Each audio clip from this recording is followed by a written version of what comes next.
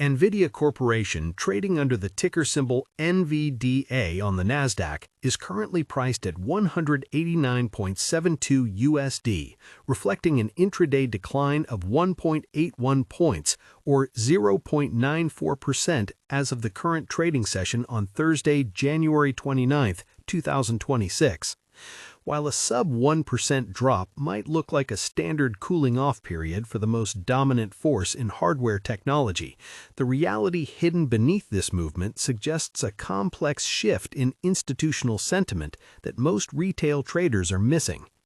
While the broad expectation is that the recent clearance for high-end chip shipments to China would provide an immediate floor for the stock, the actual market reaction shows a sophisticated rotation of capital. This creates a fascinating tension between the narrative of unlimited growth and the mechanical reality of portfolio rebalancing as we approach the end of the fiscal year. For the person managing their own individual brokerage account or using an online investing app, the common belief is that you simply buy and hold NVIDIA stock because of its undisputed lead in high-performance computing.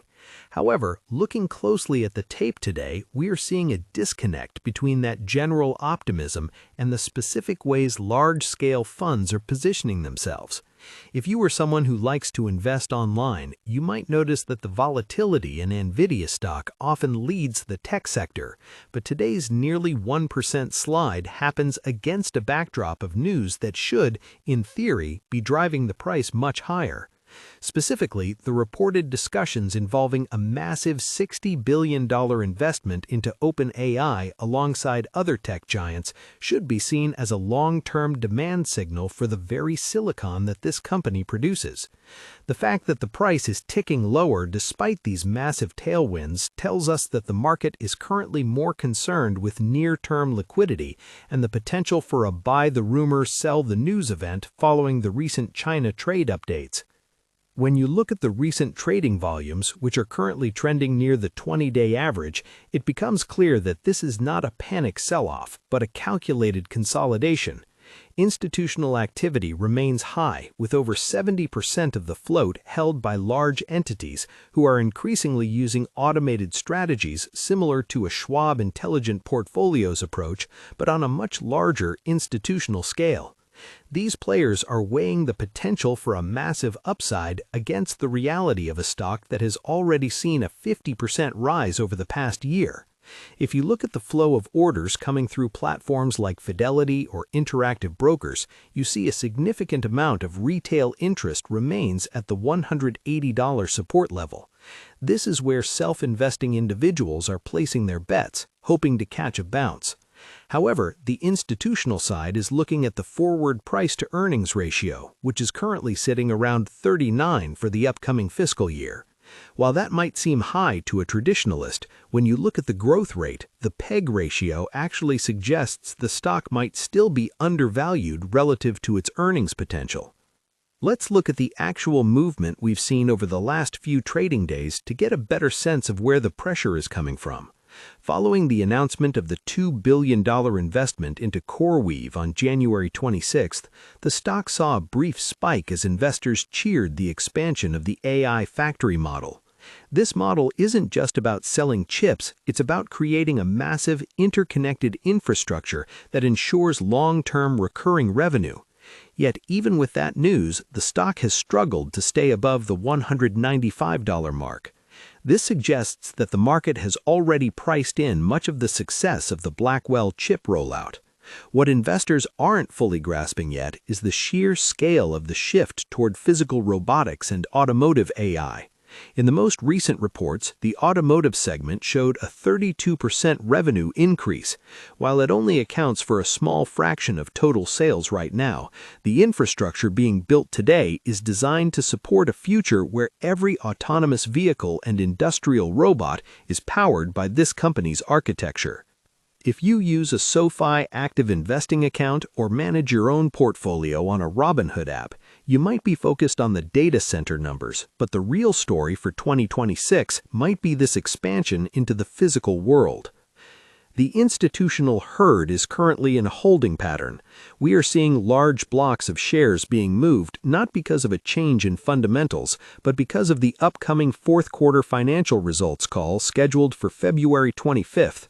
Before that date, many portfolio managers will lock in gains to show a strong start to the calendar year. This is a classic example of expectation versus reality.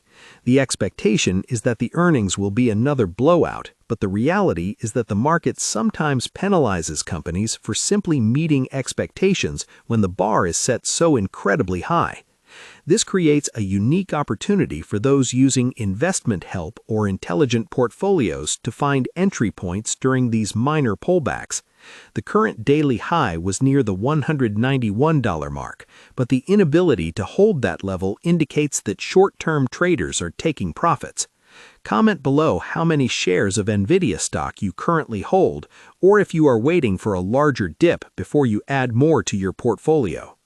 To understand why this company remains at the top of the food chain, we have to look at the business model, which has moved beyond its origins in gaming. The core of the operation today is the data center business, which generated nearly $40 billion in a single quarter recently. They aren't just selling a product, they are selling the entire environment required to run complex models. This includes the hardware, the networking equipment, and the software layer that makes everything work together. This is a massive competitive advantage because it creates a high switching cost for customers. If a company like Microsoft or Amazon wants to switch to a different chip provider, they don't just have to buy new chips, they have to rethink their entire software stack. This is why even when competitors like AMD or Intel release new products, the market share for high-end AI training remains in one place.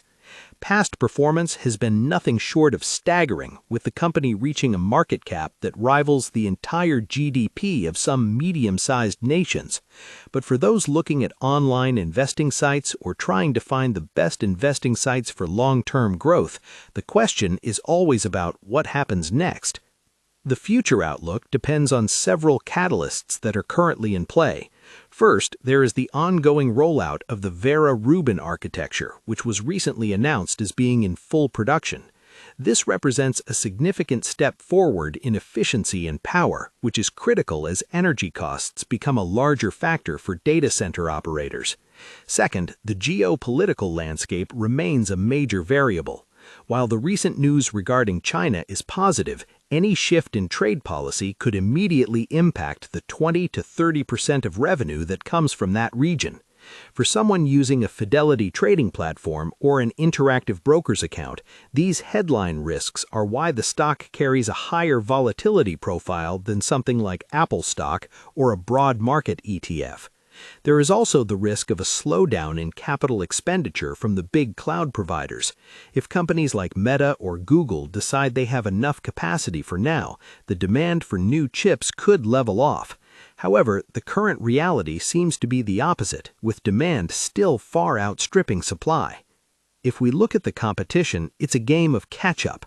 Tesla stock, for instance, is often tied to the same AI sentiment, but while Tesla is a consumer of these chips for its FSD program, NVIDIA is the one providing the picks and shovels for the entire industry. This is why investors who might have started with Robinhood stock trading for small gains are now looking at more sophisticated platforms like Fidelity Wealth Management or specialized Fidelity mutual funds to get a more balanced exposure to the sector. The shift from simple retail speculation to deep institutional ownership has changed how the stock behaves. It no longer moves purely on hype, it moves on sophisticated metrics like gross margin sustainability and cash flow generation. The fact that the company is working toward maintaining gross margins in the mid-70% range is almost unheard of for a hardware manufacturer of this scale. As you look at your own investment strategy, whether you are using a SoFi mobile app or an interactive broker's platform, it's important to remember the contrast between the short-term noise and the long-term trajectory. Today's drop of less than 1% is noise. The reality is a company that is currently the backbone of the most significant technological transition in decades. The curiosity loop for investors right now isn't about whether the technology works, we know it does. It's about how much of the future profit is already baked into today's price.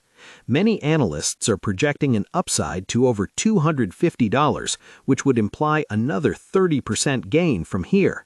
But reaching that level will require the company to not just meet but significantly exceed the revenue targets for the next fiscal year. This is the tension that keeps the stock moving in these sideways patterns.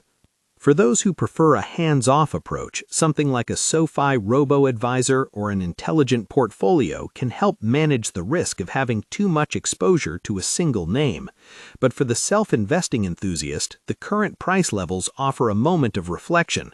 Are you buying because of the brand, or are you buying because you've looked at the institutional ownership and the capital expenditure plans of the Magnificent Seven and realized they have no choice but to keep buying these chips? If you use a Fidelity brokerage or a Robinhood app to manage your assets, pay close attention to the volume on down